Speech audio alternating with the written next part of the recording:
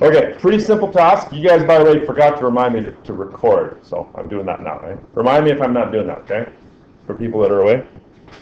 So you should have multiplied by 3.6. I'm thinking maybe some of you even realized you didn't need a calculator for that first one. 10 times 3.6 is 36. 15, I think, is about 44, is it, Tyler? 54. 54, 20, 72. I've done this a few times. The numbers sort of are 90.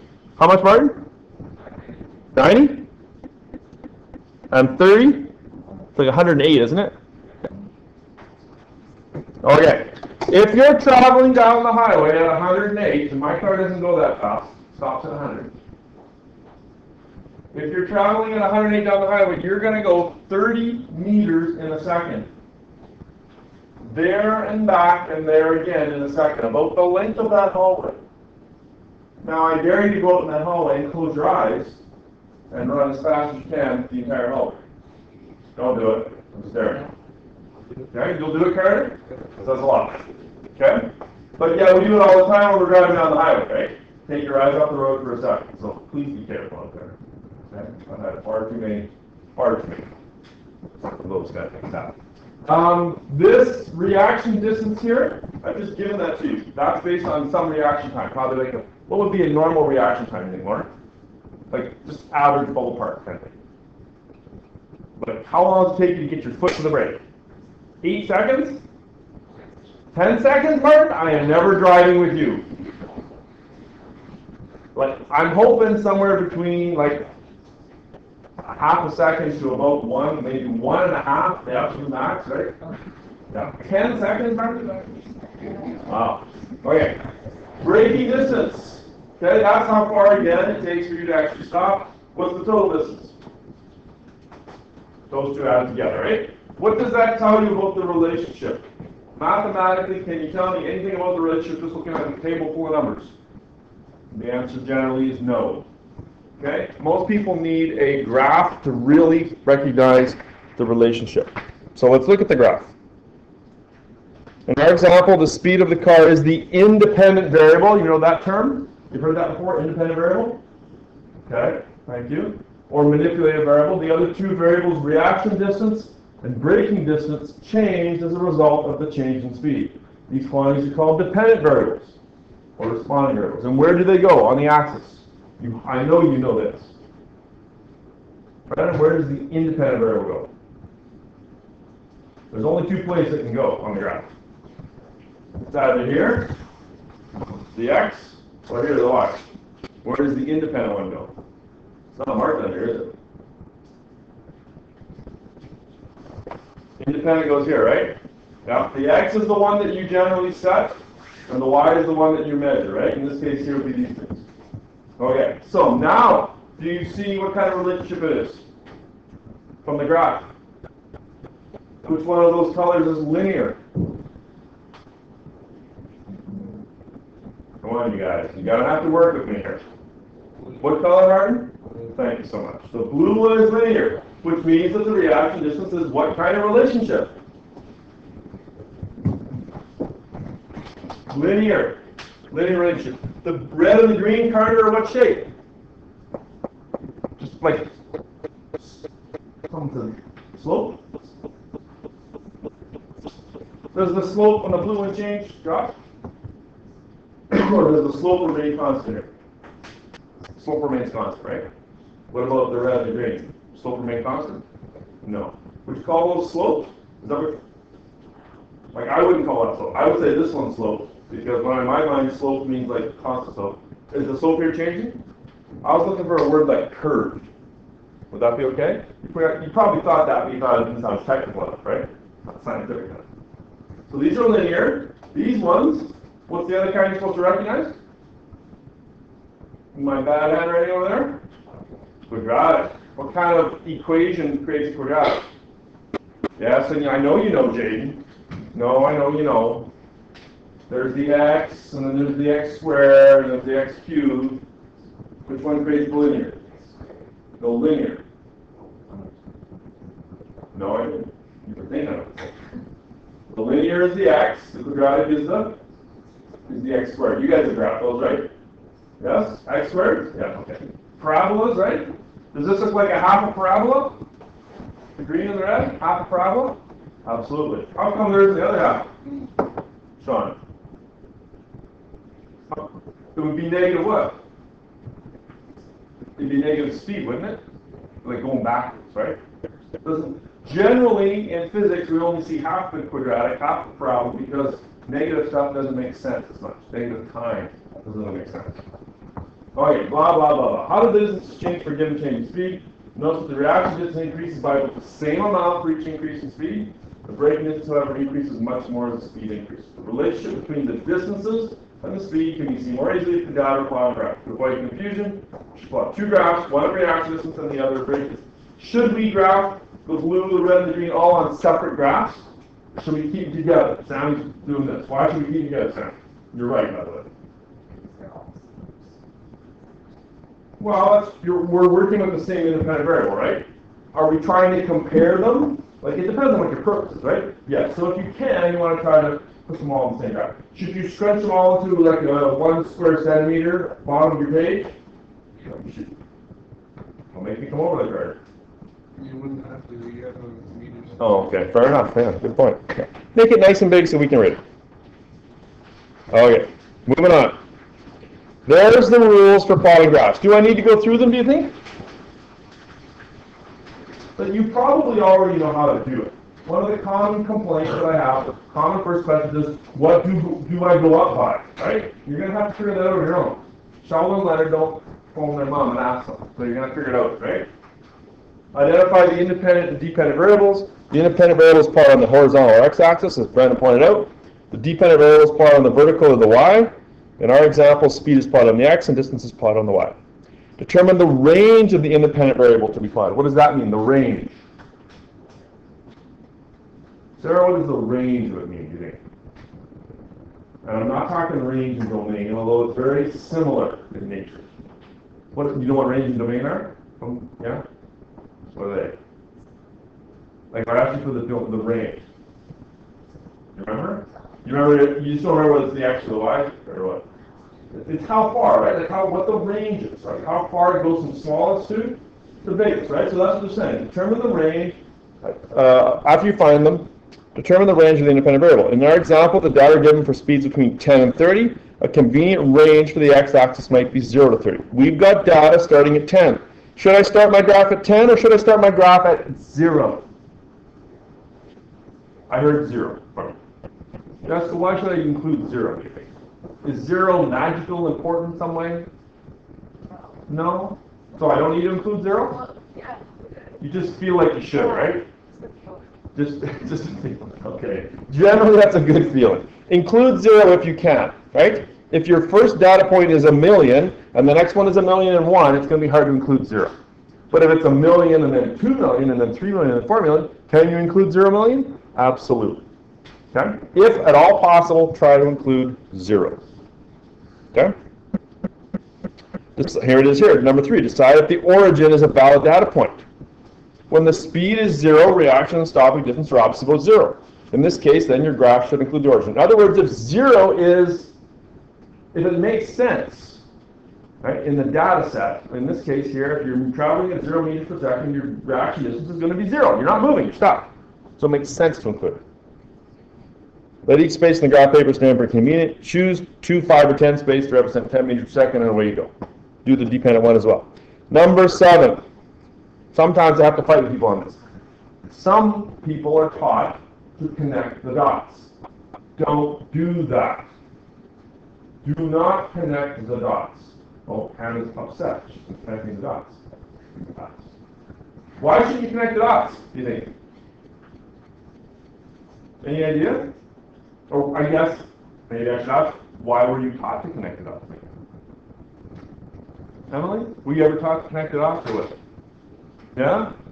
The reason you shouldn't connect the dots is that it implies that that's where the relationship is. Like, here, are the dots connected? Well, yeah, but it's a nice perfect straight line, right? If the dots are like this, should I go like that? No, and the reason is because that implies that there's a data point there, there's a data point there, and there's a data point there, and it doesn't make sense. There isn't data points there. You're more interested in the overall trend, the overall sort of shape. So what you should do is you should draw a line of, anybody know what it's called? I don't even know if they teach it in grade 10 anymore. Line of best fit? You guys ever talk about that? Yeah. Line of best fit or a curve of best fit? Okay? So draw a line that best represents the shape. Because you're not always going to get nice, perfect graphs. Okay. Linear relationship. There's an example. Let's talk about slope. It was a lot of fun in grade 10. Graph figure 2 of reaction distance versus speed is a straight line. That is, the dependent variable varies linearly with the independent variable. There's a linear relationship between the two. The relationship of the two variables shown in the graph can be written as an equation y equals mx plus b. Hands up if you've seen y equals mx plus b at some point in your life. Everyone's hand should be up. I hope. Y equals mx plus b. What does the m stand for, Josh? Slope. What does the b stand for? Carter, what does the b stand for? You forget, but you know it's something. Something important. Who knows what b stands for? Zach? No? Sam? What does b stand for? The y-intercept. The y-intercept. What does that mean, like in regular walk down the street kind of first taught? Where the line crosses the y-axis. Exactly. Where the line crosses the y-axis. In this case, it's equal to 0, and that's why it's important, right? Because most people want to know where that y-intercept is, most regular people. Okay? So yes, the slope m is the rise over the run. You've heard rise over run? Catherine, have you heard rise over run? Excellent. Do you know what that means? Do you remember? Yeah? Okay, so it's the delta y over the delta x. You maybe have seen it that way. You maybe have seen it this way. y2 minus y1 all over x2 minus x1. Have you seen it that way? Jot that in there if you need that in there as a reminder. When you write data points, like let's say this data point right here, this would be at, what would be the coordinates here? McKenna, what are the coordinates here of this data point? Approximately. What's the x? 25, right? Which one do you write first? The bigger one. You always write one before the other one, Haley? No? You just whatever, doesn't matter? Sean? You're disagreeing, I can tell by looking face. Which one do you write first, Sean? X. So this case would be 25, and then whatever we choose this to be, right? We should say like 18. Is it important that the x is always first? Oh yes. Major mistake if you do that wrong. Major league mistake. Don't do that. X is always first. Okay, well it's 18.5. So what I've done here, rise over run, I've picked 2 points. y2 is going to be the 18.5. Right? The corresponding x goes down here. The next data point looks like this one here. So I'm going to take the y variables, 18.5 minus 7.4. Right? And I'm going to subtract those and get 11.1. And then I'm going to take the x variables, 25 minus 10 is 15. And I'm going to get a slope of 0.74 seconds. Hands up if you've done those kind of calculations before. Everyone's hand should go up. You've all done slope, right, Joel? You've never done slope? Really? Get after that, Mr. Bennett, for it. 0.74, there's something else going on there. 0.74 what? Alyssa? That's what you asked me for. 0.74 what? Seconds. Here's the important part. 0.74 seconds. In math, generally they don't care. Just give me the number and move on to the next question. I care. 0.74 seconds. Notice that the units have been kept. The variables, the units for the slope are fill in that line for me. What is it? Let's just set it. Seconds. The slope has units. And generally those units are a clue as to what the quantity is. It is a time. It is the reaction time. It is the time your body takes from the instant the message to stop the car registers in your brain until your foot hits the brake pedal. Thus, the slope is a property of the system the graph describes. It has meaning. Like I said, in math generally doesn't have meaning, just freaking out. In physics, it has meaning. Here, it's the reaction time. This person has a reaction time of 0.74 seconds. What if they had a slower reaction time? What if they were texting? Or maybe they've been drinking, or they're fiddling with their music player, or whatever. Maybe they're sleepy. They've got a reaction time, let's say, of 1 second. Nolan, what would the shape of the graph be if it was 1 second instead of 0.74? Would it, well, I'll step back. Would the graph change? It would change. Okay, good. Would it still be linear? You're not sure? Would it still be linear? Carter? Might be. Tanner, would it still be linear? If it was 1 second instead of 0.74? Then would it change the shape? Would it be curved? Would it still be a line? No? What do you guys think? It would still be a line. It's still a linear relationship. Okay, so what if it's a longer reaction time, slower? Jaden, what would change about the graph? Or maybe it wouldn't change. You know? So, okay, this is all review, you guys. So I'm just kind of getting, trying to restore some old deleted files. Would it change? Like steeper, you mean? It's good for you, Jade. He came up with an answer. Okay, but I'm not going to say if you're right or not yet. I'm going to give you two options. Okay? Would it be, and now you're going to have to raise your hand. You're going to have to say this one or this one. There's no getting out of this. Okay? We've changed the reaction time to 1 second. Jaden believes it would be the red one, right? Jaden? Roughly? Okay. I'm giving you another option, the black one, which is not quite as steep. Red. Okay. Black? Kind of half and half. It's not a trick question. It's one of those two. Okay. Why did you say the steeper one, Jaden? You're right, by the way. Higher, which means the slope is a bigger number, which means that it's steeper. He's absolutely right. Okay? The bigger the slope, right? This would be 1 second. This would be 0.74 seconds, and this might be 0.5, right? The bigger the number, the steeper it is. You probably knew that. You just didn't know it in this situation. As I said, generally in math, they don't talk about situations. They just give you crazy numbers. All okay. We're going to get you there. Okay, let's talk about y-intercept. The y-intercept, you're going to be doing some graphing right away. You're not going to have to listen to me the entire period. You getting tired of listening to me? Yeah. Yeah, I can tell. Getting tired of listening to me. I'm tired of talking. The y-intercept v is the point at which the line crosses the y-axis, and the y value when the value of x is 0. This point right here is the b. In this case, when x is 0, the value of y is 0. This means that when the speed is 0, so is the braking distance. If you're sitting in your car in the parking lot, what's the braking distance? 0. You're already stopped.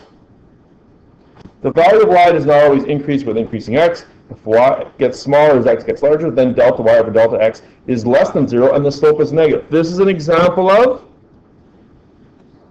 negative slope. Do you know that? You should know that. Negative, positive slope. Kathy, you've seen that? Okay. Well, enough of that. Quadratic relationship. I'm not going to spend a lot on this one here. The graph of braking distance versus speed is not a straight line, but rather looks like a parabola. This indicates that the braking distance varies as the square of the original speed. In other words, if you double your speed, the braking distance increases 4 times. Is Mr. Kozak still teaching? No. What's his name? Who the driver is that? Mr. Jordan, that's his name, right? Did Mr. Jordan tell you that? If you're going twice as fast, it takes you 4 times as far as to stop? Probably, but you were asleep, right? Yeah, good. It's true. It's double the speed 4 times. The graph slope changes so it cannot be calculated. You can, however, calculate the slope of the curve in an instant by drawing a tangent line. Have you ever done that before? And this is likely a no. Have you ever taken a curve, that's not very curvy, and drawn a tangent line to find the slope? Has anyone ever done that in math? Catherine, you have? Excellent. Okay, so no, Martin? Okay, that's fine. We're going to get to that. Okay, if it takes a person 40 meters to stop after driving at 50, how far will it take to stop if you're driving at 100? Tyler, I'm putting you on the spot because you were young. Okay. Tyler, if you're driving at 50, and your dad's fancy 25-year-old Pontiac takes you 40 meters to stop, how far is it going to take you to stop if you're doing 100? Is it 80? No, McKenna? What is it? Oh, I shouldn't have shook my head, right? Don't call me. Do you, Carter? How far? Carter says 160. Is he right? He is right. Good. Good job, Carter. Why is it 160? By the way, if you're not writing this in, you should, not 160 kilometers. 160 meters. How come? Because it's double. It's a squared relationship. If you double your speed, the braking distance increases 4 times. That's considerable difference. Just recently, they increased the speed limit on the Trans-Canada. You've probably seen it, right? Now 110, right? It's an increase of 10%, 110% of what it was before. It means your braking distance is actually increased by 121%. Significant difference. Can't say that I'm particularly in favor of it. This here is called an inverse relationship. It's usually sloped. Okay, enough yakking, Mr. Bennett. I'm done listening to you. But now you got to do some work. Okay, there are, how many questions are there, Josh? Right there? No, not the exercise. There's 4 questions. They generally start easier and they get harder. Okay? Don't feel bad if you can't do them. It's thinking, it's getting, like I said, it's restoring deleted files from last year, and quite possibly files that were never inserted into your memory. I missed that day in that class, okay? It's okay. However, we're going to have to do them, we're going to go through them together. So I'm going to say, there's 4 questions. How about we say 8 minutes, and then we'll reevaluate whether we need more time. Okay? Take 8 minutes, try those. You can work with someone if you need to. Go. I get the feeling that number 1 is causing you grief. Okay? It is a trick question, and it's okay. Suppose a student during a lab determines that the y-intercept for a graph of reaction distance versus speed is 3.4. What would this mean in real life? Is it possible? So in this graph right here, this point, and that 3.4 should probably be a little higher up because it's kind of confusing. But what are the x and y coordinates? Well, it's at 0, comma, 3.4, right?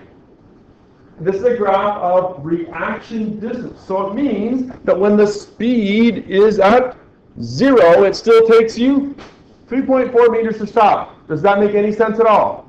No, it doesn't make any sense at all. The correct answer is that it's not possible, which was given to you as a possible solution. Is it possible? Not possible. Okay? If this student did this lab and got a y-intercept of 3.4, alarm bell should be going off. We screwed up. Because how can the reaction distance be 3.4 if you're not moving? It doesn't make sense. I guess if it was on a hill, but then you're still having the speed, right? It's not simply not possible, right? The person has messed up. Okay. Does that help? Does that clear the air a little bit? Okay, go do number 2. I don't know if I can do that. That's okay. I'm going to give you the answer right away. This stuff's confusing. Yeah. It's been a while. And that's why I'm trying to get everyone sort of at the same start line before I start new stuff. Okay? That's all we're doing is getting everyone to the same start line. Don't worry. Do you want me to do number 2 now? Are you ready for number 2?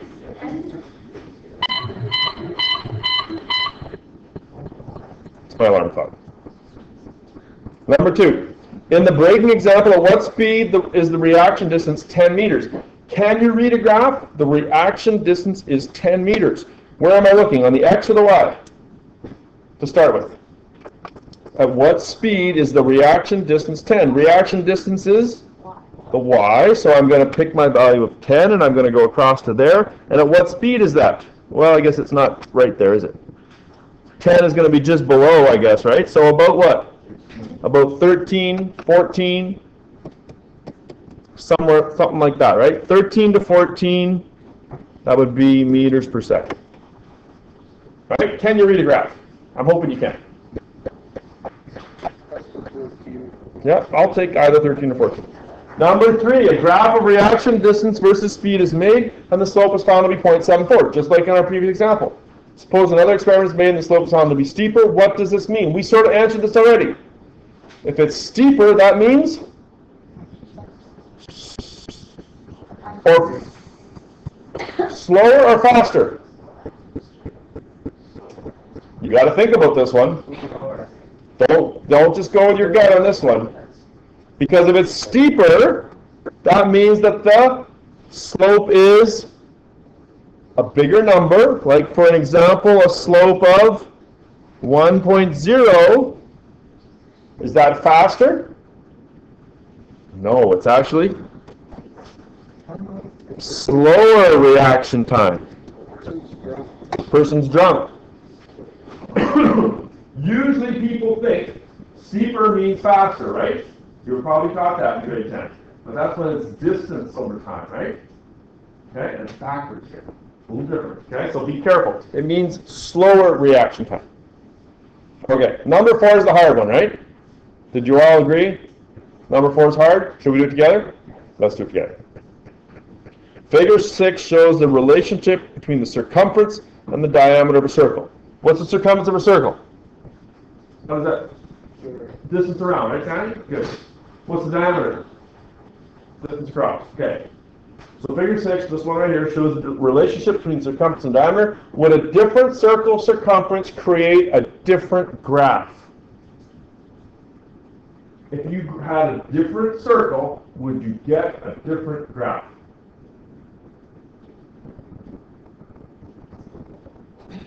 Notice that I'm not giving you any indication whatsoever whether the answer is yes or no, on purpose. Josh, what say you? You say no. The graph would be exactly the same? Okay. Joel? Anything. Shape, the numbers, what have you. How many people want to agree with Josh? Yes, Josh is right. Martin is very, very sure of Josh. Excellent. Because you're right. Good for you, Martin. Stop being scared, you guys. Stop being scared about being wrong. I'm wrong every day. Would a different circle circumference create a different graph? No. Josh, how many circles are on this graph? How many? Just one circle? Just, really? I see 1, 2, 3, 4, 5 data points, 5 different circles. And in fact, you could probably argue that there's circles in between. There's an infinite number of circles on there. Right? There are many circles on there. So no, we've already got lots of different circles. As the diameter of a circle grows, what happens to the circumference? It grows as well. What kind of relationship is it? Linear. Could you tell if I just gave you a row of numbers? No. That's why you got to graph it. You're supposed to recognize linear relationships from the graph. How do you recognize it? It's a line. Now, if you were to actually do this, would you get a beautiful straight line now, do you think? Like, would it be like perfectly straight? If I say it really fast and do both, then he'll give me credit. No, yet. I'm not going to make you choose. But Lauren's going to help. No or yeah, Lauren? I don't remember what the question is. If you measured circles, would you get perfectly straight line? When I say perfect, I mean like 99% perfect. Yes, you would, because it's an established law, established relationship. What if you were timing something like if you were actually doing reaction distance with like the ruler? When you did that in grade 10, Josh, did you get a perfect straight line? Or was it kind of like noisy all over the place? It was all over the place, right? Depending on how accurate you were. Sometimes you're going to get nice, beautiful data like this. Sometimes you're going to get wild, crazy data. And that's where that line of best fit comes in. Okay, so what are different circles accounts create a different graph? The answer is no. Okay, Sammy, I know I explained this to you, so you're ahead of the game. But I'm going to ask Haley. Haley, what are the units of the slope here? Seconds? Go ahead, Ellen. You think it's centimeters. You think it's centimeters too, Martin? Do you see seconds anywhere on the graph? Slope is rise over run, right? It's the y over the x. Well, guess what? It's the units as well. What are the y units here? What are the x units? Centimeters. So what are the units of the slope? Centimeters per centimeter. Hold on here. Centimeters per centimeter. Can you cancel units? My friend Mr. Freeze, who many of you don't know because he's retired now, did this stuff that he called dimensional analysis. Sounds like the time machine that he was rumored to have built. Dimensional analysis just means cancel out units. Mustafa, can you cancel centimeters over centimeters? Yes. Yes, you can. Yes, you can. Centimeters over centimeters cancels, so Emily was almost there. But really, what's the unit? No units. It's a trick. I've been through a few trick questions today, haven't I? The units are there are no units. And I'm going to explain why right away, right before the bell goes here. What is the value of the slope? Joel, did you work out the value of the slope? No? Okay. We should probably, as an entire class, work out the value of the slope, because I need to make sure you guys can do this. So follow along with me. Does it matter which points I pick, McKenna, when I do slope calculations? No, it does not. Most people, for whatever reason, like to pick these ones, probably because some teacher showed them that. Does it matter? Does not. I'm, just for the sake of argument, going to be a jerk, and I'm going to pick those points. But it doesn't matter. Which data points do I use? I'm going to need some space down here. I'll do it down here. What's the y value for this one? Is 10-ish, right? Should we say 9.5? How does that sound? We're going to have to estimate. The y value here is 9.5. What's the y value here? We'll go with 6. Good idea. Y over x. What's the x value here? 3. What's the x value here? 2. You've done this before, right? Yes? Zach, you've done that before? 9.5 minus 6 is?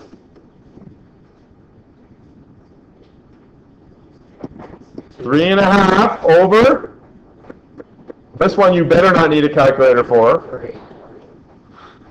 Nor should you need a calculator for this division. What is the value of the slope? 3.5. And just like in math, there are no units, but there's a reason for it here. So it's 3.5. This means that the relationship between circumference and diameter is based on this magic number of 3.5. But what is the meaning? There's a word for that number. It's just not accurate. That's me. I'll ignore it. What's the meaning of the slope? This is the big question for the day. And I'm going to shut up. I promise I'm going to shut up in about a minute. When you've got circumference and diameter, anybody know what the formula for circumference and diameter is? I heard somebody. I heard pi r squared, but that's the area one. What's the formula for circumference? Pi times diameter. Watch close. If you've tuned out, you need to tune back in for about 1 more minute, and then I promise I'll be quiet. What's the y here? What's the y? What's the y quantity? Circumference. What's the x? Diameter. So the slope, the m, is circumference over diameter. If I take this and I rearrange this to make it circumference over diameter, what is it equal to?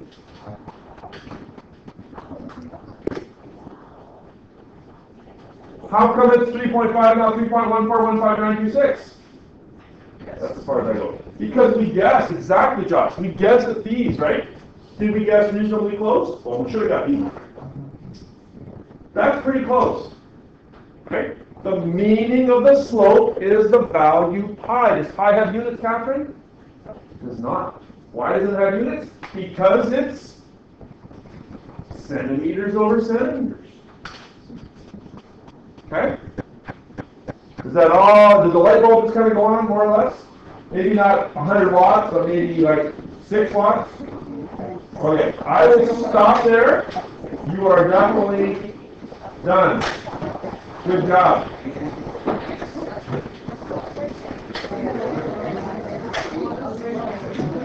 Bring a ruler tomorrow. Bring a ruler.